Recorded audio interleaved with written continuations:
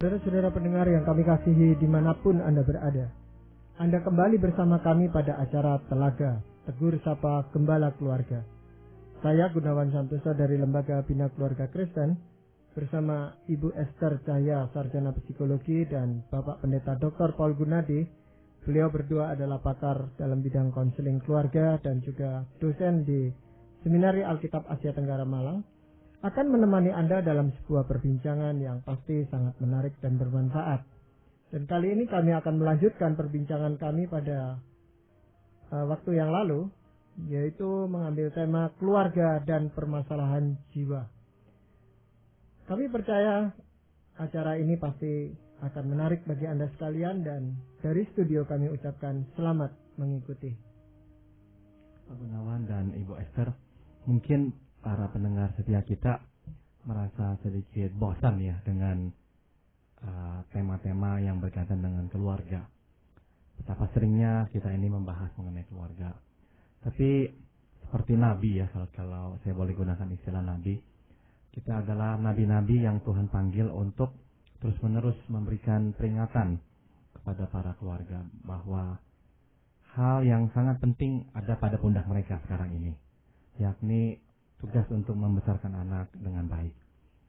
Semakin saya mempelajari masalah-masalah dalam kejiwaan, makin saya menemukan bahwa pangkal segalanya boleh dikatakan adalah keluarga.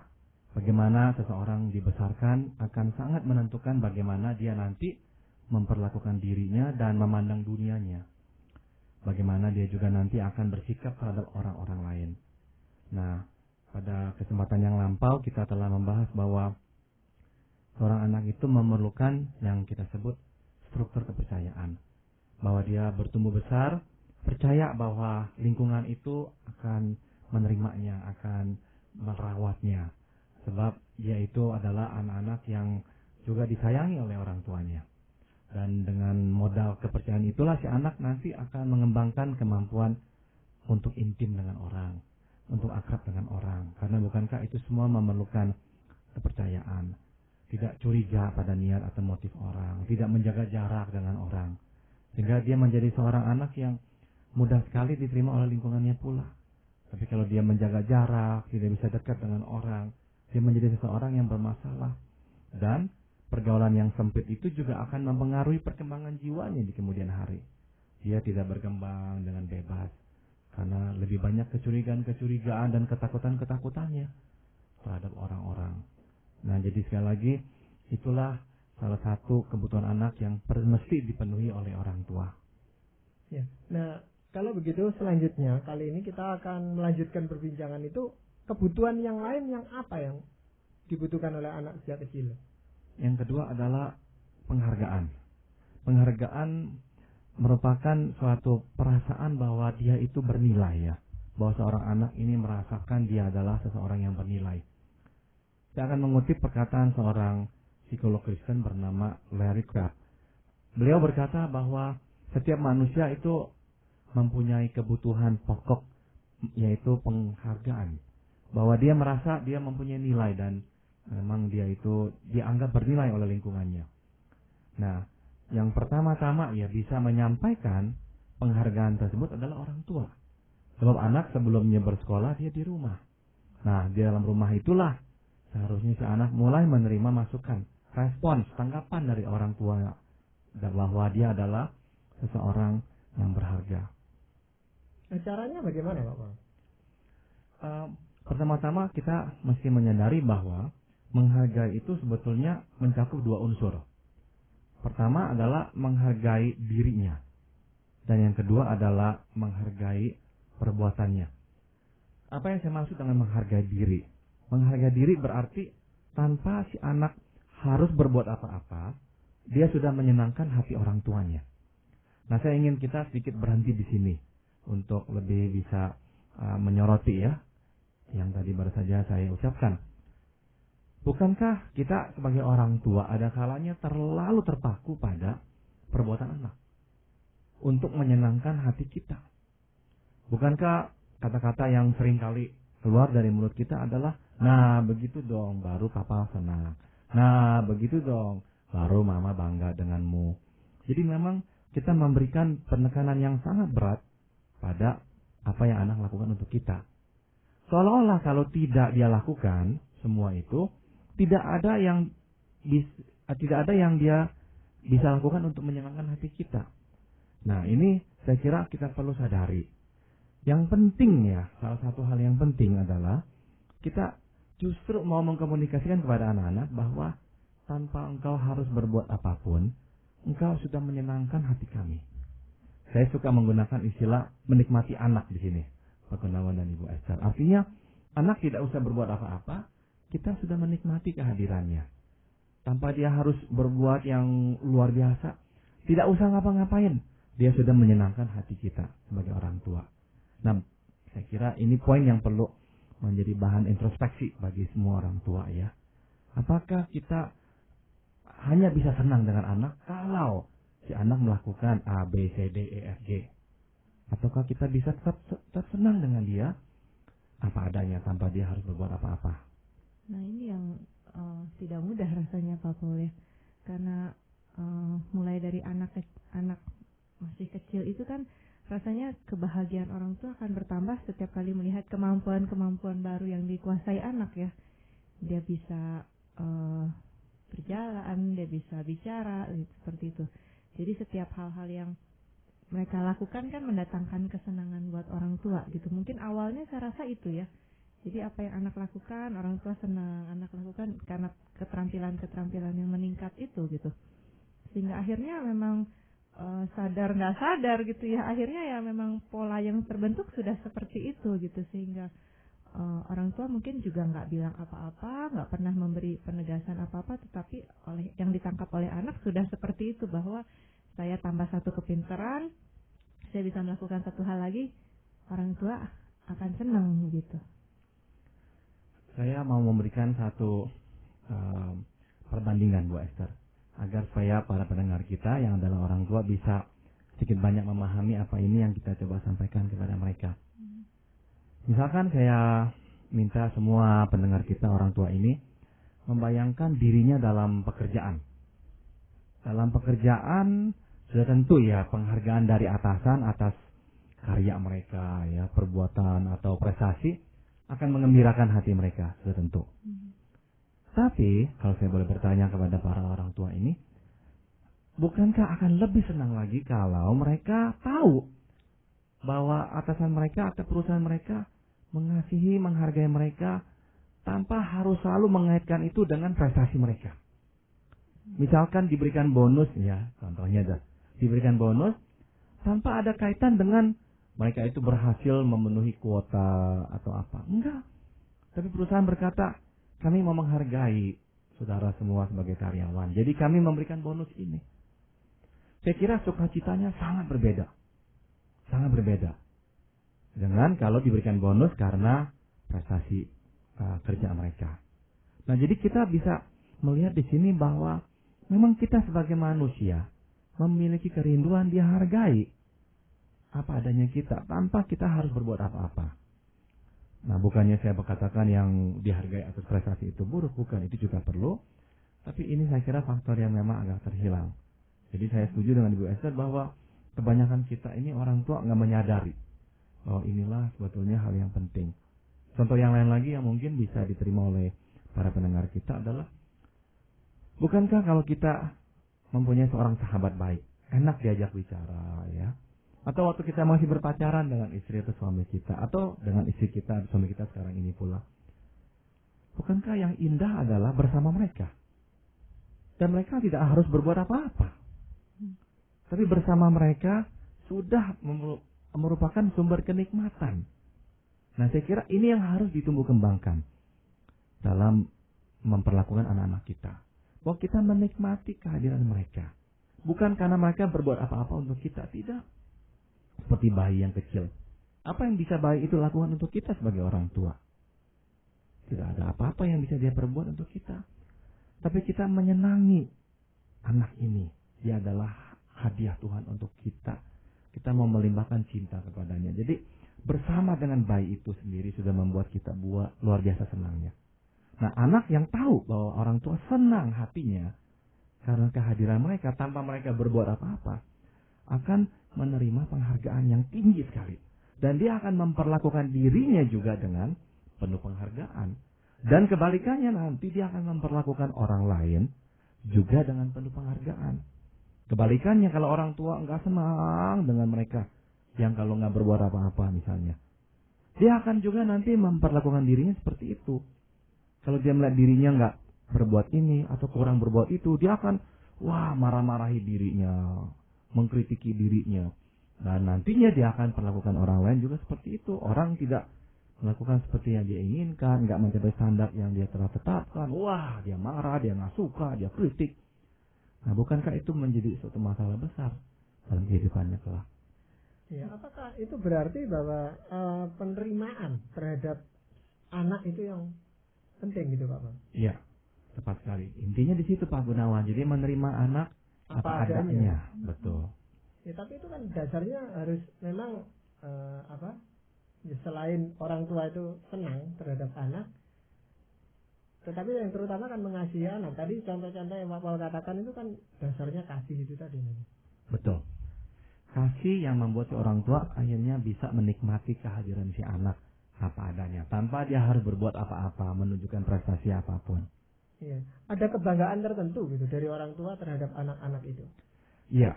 Jadi setelah saya mengatakan tadi itu Pak Gunawan yakni menerima anak apa adanya, menghargai keberadaannya ya. Tetap juga memang harus ada yang keduanya, yaitu memberikan penghargaan kepada anak atas perbuatannya. Atas perbuatannya. Artinya orang tua melihat dan menghargai hal-hal tertentu yang dilakukan oleh anak tersebut. Dan ini juga saya kira nggak ada salahnya. Ya, jadi orang tua misalnya melihat anak itu kok senang menggambar, dia ya tanggapi, dia katakan, kamu pandai menggambar, gambarmu kok bagus, apa yang kamu gambar, coba ceritakan kepada papa, mama mau melihat gambar yang lain, coba kamu gambar ini. Nah, itu adalah masukan-masukan yang akan menumbuh kembangkan penghargaan diri anak, gitu. Mungkin kembali lagi kepada siklus itu ya, Pak Paul, yang sering kali saya lihat tadi kan Pak Paul mengambil perumpamaan memberikan bonus tanpa melihat kepada prestasinya. Mungkin rasanya yang cukup sulit karena kita sudah terbentuk dalam masyarakat yang bersyarat ya, segala sesuatu itu sepertinya harus ada syaratnya gitu. Kalau saya memberikan ini, apa dulu yang sudah ditunjukkan gitu. Tampaknya hal ini juga yang rasanya lebih banyak didapatkan oleh kebanyakan orang tua dari orang tua sebelumnya ya, sehingga akhirnya kembali itu lagi juga yang dilakukan kepada anak. Makanya kan seringkali cukup umum ya kita mendengar kalimat-kalimat seperti, aduh mama kan sayang sama kamu kalau kamu melakukan hal ini, papa akan sayang sekali kalau kamu bisa berprestasi. Jadi akhirnya tetap aja yang ditangkap oleh anak, kesenangan dan rasa sayang orang tua itu berkaitan dengan apa yang harus dia lakukan gitu. Jarang yang bisa memberikan konfirmasi bahwa orang tua senang dengan keberadaan anak ini tanpa adanya usaha-usaha yang dia tunjukkan begitu ya. Iya. Siklus itu memang kita lestarikan Bu Esther. Begitulah kita dibesarkan oleh orang tua kita, begitulah kita membesarkan anak-anak kita. Yang saya mau tekankan adalah bukan menghilangkan yang satu. Tidak. Yang saya mau tekankan adalah menumbuhkan yang terhilang itu. Yakni menerima, menghargai, menikmati anak apa adanya. Nah, tapi sudah tentu kita juga mau memberikan kepada anak penghargaan atas kebisaannya atau kemampuannya. Sebab ini pun penting, ya, kita memberikan penghargaan atas prestasinya, sehingga si anak juga terpacu untuk mengembangkan dirinya. Karena anak-anak yang dihargai tanpa harus berbuat apa-apa, sama sekali penghargaan itu nggak dikaitkan dengan perbuatannya, saya kira juga kehilangan keseimbangan. Anak-anak ini akan besar kepala luar biasa, dan dia akan menuntut semua orang untuk menghargai dia tanpa dia harus berbuat apa-apa. Nah, itu juga akhirnya melewati batas, tidak seimbang lagi. Tapi yang saya harapkan adalah ya keseimbangan antara keduanya. Jadi sekali lagi penting orang tua juga melihat dengan peka ya, dengan jeli. Hal apa sih yang bagus atau yang tidak harus bagus tapi yang dilakukan oleh si anak, dan dia tanggapi. Jadi anak-anak itu bertumbuh melalui tanggapan-tanggapan yang diterimanya dari orang tua itu. Nah Pak Pol, bagaimana kalau anak itu tidak sendirian, artinya punya saudara itu Pak Pol ya. Nah dalam hal memberikan penghargaan, kan kita melihat perbuatan dari mereka gitu. Artinya mereka yang berprestasi baik lalu diberikan penghargaan lebih dibandingkan dengan saudaranya yang prestasinya kurang gitu. Apakah hal itu cukup bijaksana? Saya kira kita mesti peka kalau memang anak yang satunya itu kurang dibandingkan dengan misalnya si kakak. Sehingga waktu kita memberikan penghargaan kepada si kakak, si adik tidak merasa justru dibedakan dan tidak diterima oleh orang tuanya. Jadi orang tua memang harus peka dengan hal seperti ini. Misalkan, kalau dia tahu si anak yang satu lemah dalam misalnya pelajaran di sekolahnya, nah dia harus rajin-rajin mendorong si anak untuk mengerjakan hal-hal yang lain. Dan di hal-hal yang lain itulah si orang tua memberikan hadiah atau memberikan tanggapan yang positif terhadapnya. Sehingga si anak tahu bahwa, oke, dalam hal ini kakak lebih baik, tapi dalam hal ini saya bisa. Dan orang tua melihat hal itu. Mungkin ini hal yang tampaknya sederhana, tapi saya lagi mau mengimbau kepada orang tua, lihatlah anak-anak kita. Saya kira masalah sekarang adalah orang tua tidak berkesempatan melihat anak. Itu duduk masalahnya. Sehingga tidak tahu apa sih sebetulnya yang bisa atau tidak bisa dilakukan oleh si anak. Nah, orang tua yang melihat akan tahu apa itu. Dan akhirnya bisa memberikan masukan atau tanggapan positif. Kadang-kadang penghargaan ini juga mungkin jadi sulit karena standar yang terlalu tinggi tampaknya Pak Pol ya. Maksudnya apapun yang dibuat anak rasanya jadi nggak berharga karena belum memenuhi standar yang di benak orang tua. Jadi pujian itu jadi mahal sekali gitu ya. Iya. Dan kadang orang tua berdalih ini untuk memacu anak. Dengan standar yang tinggi ini si anak jadi dipacu untuk lebih merentangkan dirinya. Boleh ya memacu anak. Jadi prinsipnya adalah berikan standar sedikit di atas kemampuan si anak sehingga si anak dipacu ya untuk meraih yang lebih tinggi lagi.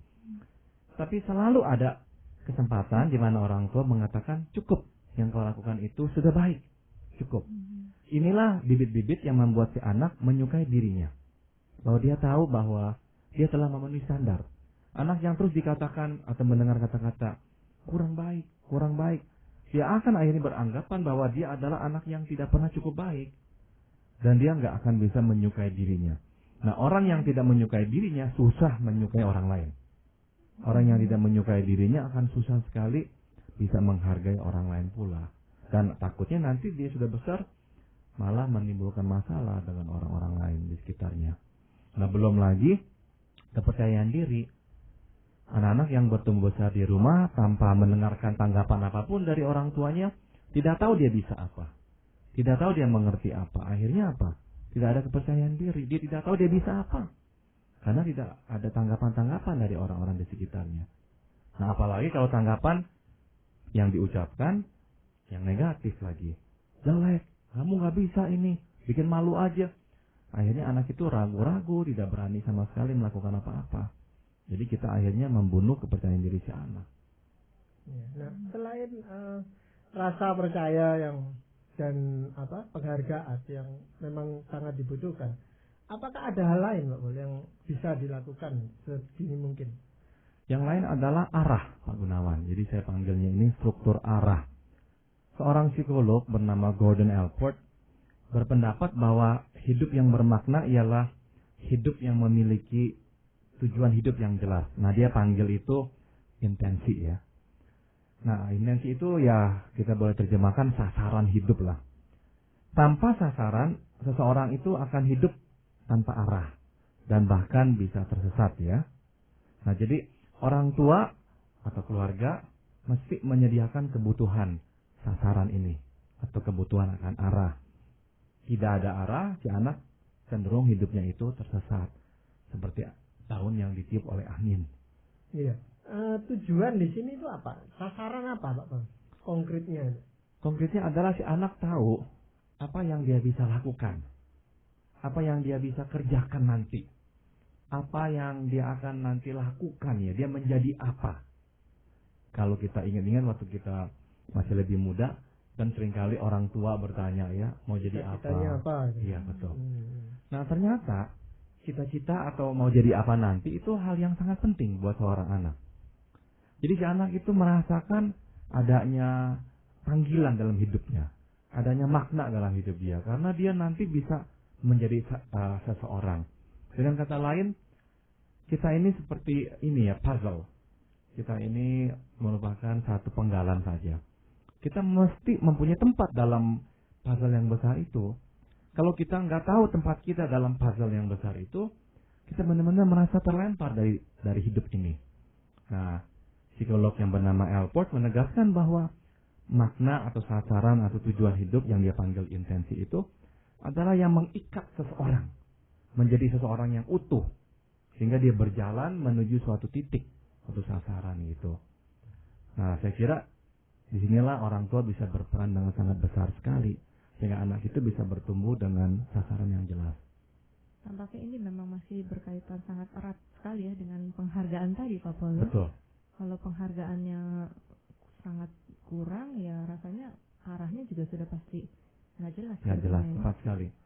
Jadi orang tua perlu memberikan bimbingan pertama-tama akan kemampuan si anak itu.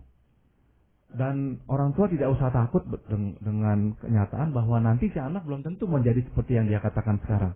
Nggak apa-apa, nggak jadi soal. Sebab sekali lagi yang anak perlu adalah sasaran. Dan kita tahu sasaran itu nanti akan diperhalus, akan dipertepat, akan dikembangkan lagi. Dan nggak pernah bisa memang pas sekali. Kita pun sekarang kan berkata, oh saya sekarang sudah menjadi seperti apa sekarang. Tapi 10 tahun lagi kita jadi apa, kita juga nggak tahu. Tapi nggak apa-apa, nggak tahu itu ya. Yang penting kita tahu, seenggaknya langkah berikutnya apa gitu. Nah ini harus diberikan oleh orang tua melalui bimbingan. Bimbingan yang secara spesifik menunjuk kepada kebiasaan si anak. Si anak nggak usah harus jago baru orang tua bilang, oh kamu akan menjadi seorang apa, dokter atau seorang insinyur atau seorang guru. Nggak usah. Si anak bisa saja, sudah cukup untuk menjadi modal. Si anak tahu dia akan menjadi apa nanti. Arah itu penting sekali. Saya pernah berbincang-bincang dengan seorang guru yang sudah berpuluhan tahun mengajar di sebuah kota. Nah, guru itu berkata kepada saya melihat perbedaan antara anak-anak sekarang dengan anak-anak dulu, karena dia sudah senior, dia mempunyai pengalaman yang banyak untuk bisa membandingkan. Dia berkata anak-anak sekarang kehilangan arah, dia bilang. Anak-anak sekarang ini lulus SMA tidak tahu mau jadi apa gitu. Nah, palingan juga orang-orang sekarang, atau saya takutnya anak sekarang kalau ditanya mau jadi apa, mau jadi kaya. Hanya itu yang mereka pikirkan mungkin. Karena melihat begitu banyaknya materi yang ditawarkan. Dan dia ingin memiliki. Dan dia tahu perlu uang untuk memiliki semua itu. Tapi mau jadi apa yang gak penting lagi. Yang penting jadi kaya. Nah ini sebetulnya suatu kenyataan anak-anak memang tersesat. Tidak ada sasaran hidup yang spesifik lagi. Kaya itu kan bukannya sasaran hidup. Ya, jadi kaya adalah untuk bisa memiliki yang dia ingin miliki saja. Jadi peranan orang tua di sini penting sekali, membimbing anak menuju kepada kebiasaannya itu. Nah itu bagaimana orang tua supaya tidak memaksakan apa yang diinginkan terhadap anaknya, Pak? Dia harus melihat kemampuan si anak, kebiasaannya, minatnya si anak, tertariknya pada hal apa, dan itulah yang dia nanti gunakan untuk mengarahkan si anak. Nah, poin berikutnya, anak itu perlu mempelajari kemampuan atau memiliki kemampuan untuk mencapai target itu. Di sini diperlukan disiplin. Maka orang tua yang tidak mendisiplin anak, sama juga menyediakan mimpi buat si anak, tapi tidak bisa mewujudkan mimpi itu. Jadi disiplin diperlukan agar impian si anak bisa diwujudkan. Ya. Tapi kebalikannya juga saya rasa keliru ya, anak yang diberikan disiplin terus, tapi nggak diberikan bimbingan, tidak ada arah hidupnya. Takutnya dia menjadi anak yang kejam ya, bengis, keras sama orang, tapi nggak ada sasaran hidupnya. Lalu kalau bagaimana dengan anak yang dididik dengan disiplin yang tinggi, tapi dengan tujuan untuk mencapai arah yang diinginkan orang tuanya lagi gitu. Pesan-pesan yang memang sudah dari kecil kamu harus menjadi seperti ini. Yang kadang-kadang mungkin harapan orang tua dulu ya, saya kepengen menjadi arsitek tapi ternyata tidak berhasil. Jadi anak dari kecil sudah didisiplin sedemikian rupa supaya menjadi arsitek. Itu gimana, Pak Paul? Saya kira ada anak yang seperti itu dan nggak selalu negatif. Karena mungkin saja nanti dia benar-benar misalnya ya menjadi arsitek. Tapi setelah menjadi arsitek bertahun-tahun, saya duga pada akhirnya dia akan resah. Dan dia akan berkata, saya mau pindah. Saya mau mengalihkan karir saya. Sebab saya bukan di sini. Tapi itu bukanlah suatu hal yang negatif juga karena apa? Kenyataan dia berhasil mencapai standar tertentu itu cukup memberikan dia arah dalam hidupnya. Namun sayangnya adalah dia nggak langsung bisa mengembangkan dirinya. Gitu. Makanya dalam hal ini kan orang tua harus betul-betul bersifat objektif gitu terhadap anaknya. Kemampuan dia apa ya diberikan apa kesempatan untuk ke situ gitu Bapak. Betul. Cuman memang ada banyak kecenderungan anak nyontoh karier orang tuanya. Betul. Hampir banyak yang begitu. Betul. Dan kalau memang itulah minatnya si anak ya tidak apa-apa. Ya memang. Tidak apa-apa. Tapi kalau orang tua yang memang memaksakan kehendak, ya harus berhati-hati ya. Harus berhati-hati jangan sampai akhirnya si anak itu tidak bisa mengembangkan dirinya sendiri. Iya, karena konsep kaya tadi yang Pak Paul katakan itu seringkali juga bukan dari anaknya, tapi dari orang tuanya. Dia pengen nanti anaknya jangan seperti dia, jadi orang yang kaya. Betul. Nggak peduli kamu jadi kerja apapun, pokoknya kaya kamu. Kalau nggak kaya nanti apa? Kaya seperti ayah ada seperti ibumu, dan gitu. Betul. Dan itu terus menerus ditanamkan dalam diri anak, hanya kaya gitu. Betul. Betul. Nah, Pak Paul, dalam hal ini, dalam hal hubungan keluarga dan kejiwaan dan sebagainya ini, apakah ada firman Tuhan yang memberikan bimbingan untuk para orang tua khususnya? Saya akan membacakan 2 ayat Pak Gunawan, diambil dari yang pertama dari Amsal 21 ayat 21. Siapa mengejar kebenaran dan kasih akan memperoleh kehidupan, kebenaran dan kehormatan. Siapa mengejar kebenaran dan kasih akan memperoleh kehidupan, kebenaran dan kehormatan. Kalau saya boleh terapkan langsung dalam keluarga yang menekankan kebenaran dan kasih dalam rumah tangganya akan melihat anak-anak yang mencari kehidupan, hidup dalam kebenaran dan mempunyai kehormatan. Tapi orang tua yang mengabaikan kebenaran dan kasih dalam rumah tangganya, nggak ada waktu untuk anak dan sebagainya, nggak mendidik anak dengan baik, ya susah untuk dia nanti menuai kehidupan, kebenaran dan kehormatan pada anak-anak mereka. Dan saya akan tutup juga dengan Amsal 22 ayat 6. Didiklah orang muda menurut jalan yang patut baginya, maka pada masa tuanya pun dia tidak akan menyimpang daripada jalan itu. Nah, di sini orang tua diminta untuk mendidik anak, ya, makanya disebut didiklah orang muda, bukannya orang yang sudah tua baru kita didik. Dari kecil harus dididik, diarahkan menurut jalan yang patut baginya. Lihat kemampuannya di mana, kita arahkan seperti itu. Ya. Jadi demikianlah tadi saudara-saudara pendengar, Anda telah mengikuti perbincangan kami dengan Bapak Pendeta Dr. Paul Gunadi dan juga Ibu Esther Cahya, sarjana psikologi, dalam acara Telaga, Tegur Sapa Gembala Keluarga. Kami baru saja berbincang-bincang tentang keluarga dan permasalahan jiwa pada bagian yang kedua. Sedang bagian yang pertama kami perbincangkan pada beberapa waktu yang lalu. Bagi Anda yang berminat untuk mengetahui lebih lanjut mengenai acara ini, kami persilakan Anda menghubungi kami lewat surat. Anda dapat mengalamatkan surat Anda ke Lembaga Bina Keluarga Kristen atau LBKK, Jalan Cimanuk 58, Malang. Melalui kesempatan ini kami juga ingin mengucapkan terima kasih atas perhatian Anda yang sudah berkirim surat kepada kami. Dan bagi yang belum menerima balasan, kami harap untuk bersabar, tetapi kami pasti akan membalasnya. Saudara-saudara pendengar yang kami kasihi, saran-saran serta pertanyaan dan tanggapan Anda sangat kami nantikan. Dan akhirnya dari studio kami ucapkan terima kasih atas perhatian Anda. Sampai jumpa pada acara Telaga yang akan datang.